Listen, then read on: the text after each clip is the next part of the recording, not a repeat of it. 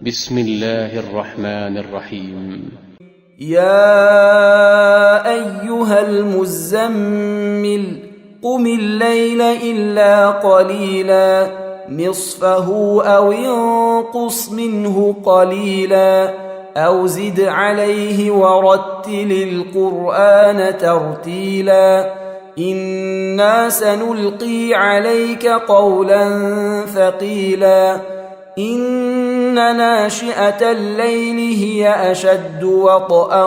وأقوم قيلا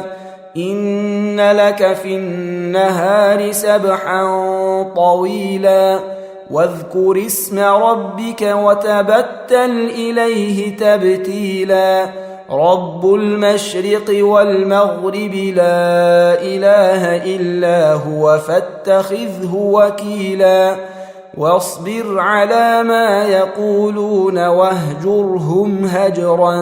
جميلا وذرني والمكذبين أولي النعمة ومهلهم قليلا إن لدينا أنكالا وجحيما وطعاما ذا غصة وعذابا أليما يوم ترجف الأرض والجبال وكانت الجبال كثيبا مهيلا إنا أرسلنا إليكم رسولا شاهدا عليكم كما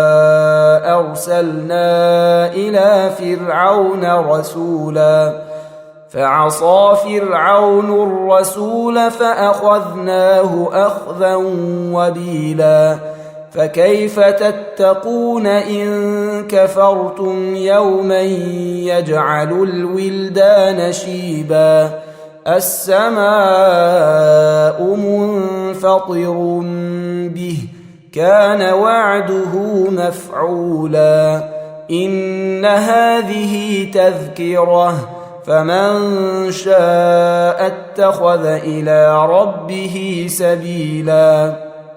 إن ربك يعلم أنك تقوم أدنى من ثلثي الليل ونصفه وثلثه وطائفة من الذين معك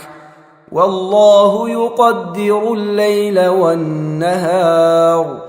علم أن لن تحصوه فتاب عليكم فاقرؤوا ما تيسر من القرآن علم أن سيكون منكم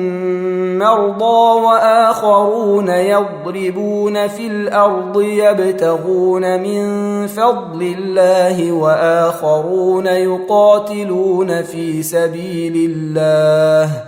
فاقرؤوا ما تيسر منه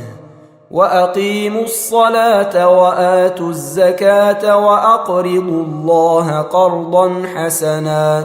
وما تقدموا لأنفسكم من خير تجدوه عند الله هو خيرا وأعظم أجرا واستغفروا الله إن الله غفور رحيم